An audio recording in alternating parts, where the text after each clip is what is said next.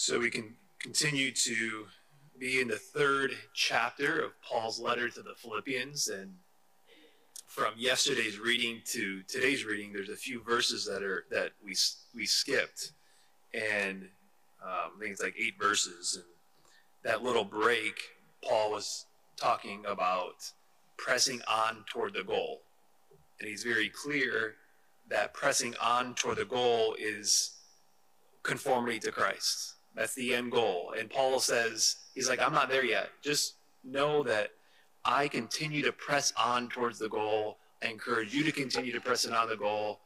I ain't perfectly there yet, but we need to continue to press on. And then here today, the verse 17 says, join with others in being imitators of me.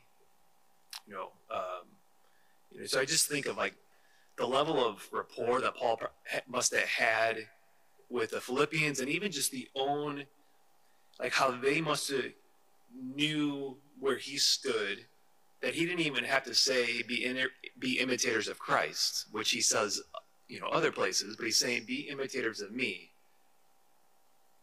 Because who's in Paul? Who do they know that's in Paul? Who is Paul so firmly convinced that's in himself? As he says elsewhere to his letter to the Galatians, it is no longer I who lives, but Christ who lives in me. And he says, and he goes on, there's a shift here, and he says, but so many are not pressing on towards this goal. Actually, so many have become enemies of the cross.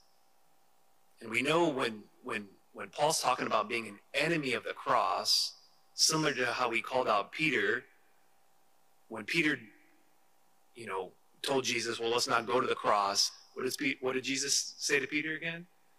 Get behind me, Satan. So it's kind of like putting down the throttle a little bit of being an enemy of the cross when one reads the sacrifice.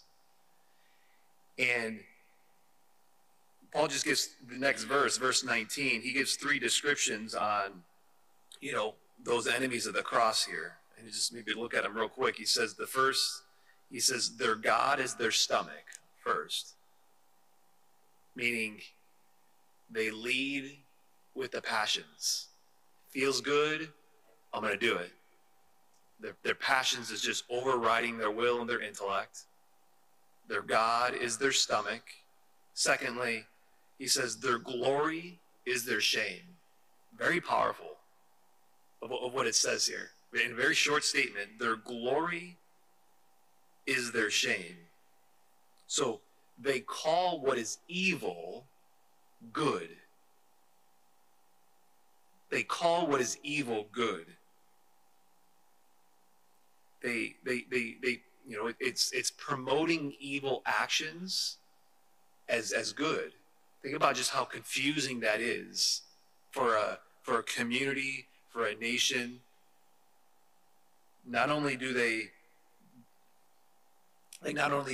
Paul's saying, not only do they desire sin, they celebrate it. They take pride in it. We don't have anything like that going on today, right? Calling what is evil good. That's what Paul's saying here. Their glory is in their shame. And then thirdly, their minds are occupied with earthly things. So the goal is just living for the here and now. Their perspective is just too small. It's what can I get out of life? When one lives in that disposition, you're an enemy of the cross. Living for the here and now. And then Paul ends on a positive note, the next verse. He says, but our citizenship is in heaven. Remember the homeland. Remember what's to come. Keep persevering. Keep pressing on toward the goal. Oh, I'm ready to give up. I'm tired. Our citizenship is in heaven. That then he goes on in those last 2 verses is he will change our lowly body to conform with his glorified body by the power that enables him also to bring all things into subjection into himself. What's he saying here? The power is unlimited. The power that you and I have at our disposal It's unlimited. And so in this, he says, we stand firm in the Lord, our beloved. Unlimited power, unlimited hope.